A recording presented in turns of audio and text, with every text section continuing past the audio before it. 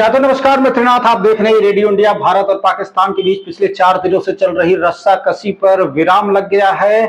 United state of America यानी USA के हस्तक्षेप से युद्ध विराम की घोषणा की गई है और इस घोषणा के बाद से अब दोनों देशों ने सहमति जताई है कि आने वाले 12 मई को दोबारा से बैठक होगी, भारत और पाकिस्तान के बीच वार्ता की जाएगी। लेकिन इस बीच भारत ने जितनी मजबूती से अपना पक्ष रखा है वो अपने आप में काबिले तारीफ है और भारत ने इस बार एक नया संदेश देने की कोशिश की है और भारत को जो भी इनपुट मिलेगा वहां तक घुस के उस देश को सबक सिखाया जाएगा। कुल मिलाकर के 4 दिनों से जितना भी बवाल चल रहा था, दोनों तरफ से मिसाइलों का हमला हो रहा था, दोनों तरफ से ड्रोन अटैक्स हो रहे थे और ये चीजें जो है नागरिकों को बहुत परेशान कर रही थी। खासकर जो बॉर्डर के किनारे रहने वाले लोग थे वो बहुत परेशान थे। उनको ऐसा लग रहा था कि अब युद्ध कहीं ऐसा ना हो कि दोनों देशों के बीच में भयंकर हो जाए।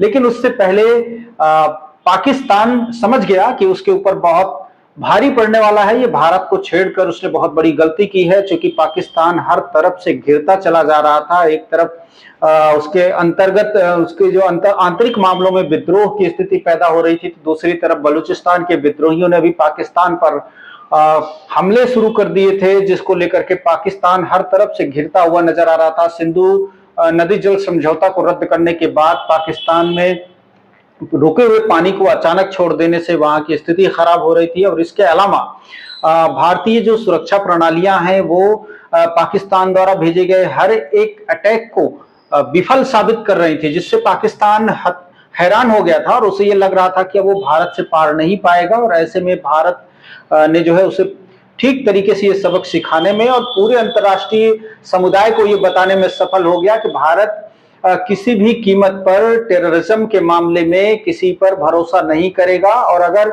भविष्य में किसी भी तरह का टेररिज्म अटैक भारत के ऊपर होता है तो उसको युद्ध की घोषणा मानी जाएगी।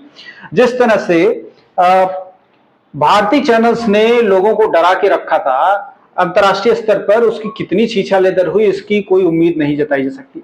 भारतीय सेना लगातार अपने ट्विटर हैंडल से और जो गृह मंत्रालय है वो अपने ट्विटर हैंडल से लगातार जिस भाषा में बोल रहे थे उससे कहीं अलग, उससे कहीं ऊपर जाकर भारतीय मीडिया ने एक अलग तरीके की दुनिया रचनी चाहिए, जिसमें कि न केवल बदनामी हाथ लगी बल्कि भारतीय मीडिया पर विश्वसनीयता भी कम हुई है। कुल मिला जुलाकर ये देखा जाए कि जो मेन स्ट्रीम मीडिया है, चूंकि मीडिया आज भी लोगों में भरोसे के मामले में प्रथम स्थान पर आता है, तो ऐसे में मीडिया की जिम्मेदारी होती है कि ऐसे सेंसिटिव मुद्दों की रिपोर्टिंग सोच समझ कर करे और देश में लोगों को परेशान करने के बजाय, देश के लोगों को सही इंफॉर्मेशन देने के बजाय उसको मिसगाइड करे, ऐसा जो है स्वीकार नहीं होगा। तो कुल मिला जुला के बात यह है कि अब भारत और पाकिस्तान अगली 12 मई को अमेरिका की मध्यस्थता में बातचीत करेंगे, जहां एक और भारत अंतर्राष्ट्रीय स्तर पर पाकिस्तान को आतंकवादी देश साबित करने में सफल हो गया है। वहीं दूसरी तरफ आतंकवादियों के मरने के बाद पाकिस्तानी फौज और पाकिस्तान का शीर्ष नेतृत्व उनके दाह संस्कार में शामिल होता है, जिसकी फोटोग्राफ्स भारत ने बाकायदा इंटरनेशनल लेवल पर शो किया है, प्रदर्शित किया है। अंतर्राष्ट्रीय मीडिया में इंटरव्यू के दौरान भारतीय अधिकारियों ने दिखाया है, जिसको यूएस ने भी स्वीकार किया है और जिसको अंतर्राष्ट्रीय स्तर पर तमाम देशों ने स्वीकार किया है कि पाकिस्तान की तरफ से टेरर अटैक किए जा रहे हैं, जिसको स्वीकार कर पाना किसी देश के लिए बहुत मुश्किल काम होगा।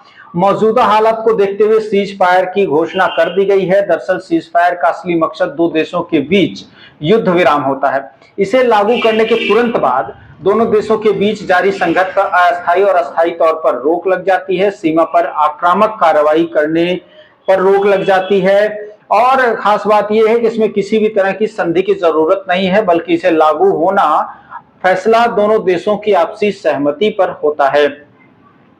भारत और पाकिस्तान के आपसी मतभेद का इतिहास काफी पुराना है। आजादी के 1 साल बाद 1984 में पहली बार दोनों देश जम्मू और कश्मीर के मुद्दे पर आमने सामने आए थे। बताया जाता है कि उस वक्त 1 जनवरी 1949 को पहला औपचारिक सीज फायर हुआ था। इसके बाद से जो सीज फायर हुए थे वो कई मायनों में अहम माने गए थे। 10 मई को भारत के विदेश सचिव विक्रम मिस्री ने प्रेस कॉन्फ्रेंस करके इस बात की आधिकारिक जानकारी दी है कि भारत पाकिस्तान के बीच युद्ध विराम की पुष्टि की जाती है और आतंकवाद के खिलाफ देश के सख्त रवैये पर अडिग रहने की बात कर रहा है भारत, और इस मामले को लेकर 12 मई को अहम बैठक की जाएगी। तो ये भारत पाकिस्तान के बीच फिलहाल की स्थिति है। अब किसी भी तरह का जो दोनों देशों की तरफ से ड्रोन अटैक्स या मिसाइलों के अटैक थे वो रुक गए हैं, और हर तरह की जो एक दूसरे के खिलाफ ईर्ष्यावश जो भी फायर किया जा रहा था वो सब रोक दिया गया है। विदेश मंत्रालय ने इसकी जानकारी दे दी है।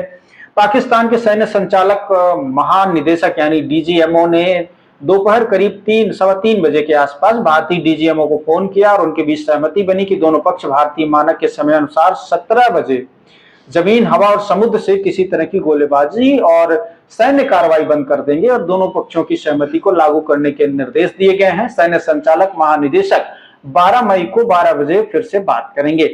और ट्रंप ने इन दोनों देशों के बीच समझौता करने का या मध्यस्थता करने का दावा किया है।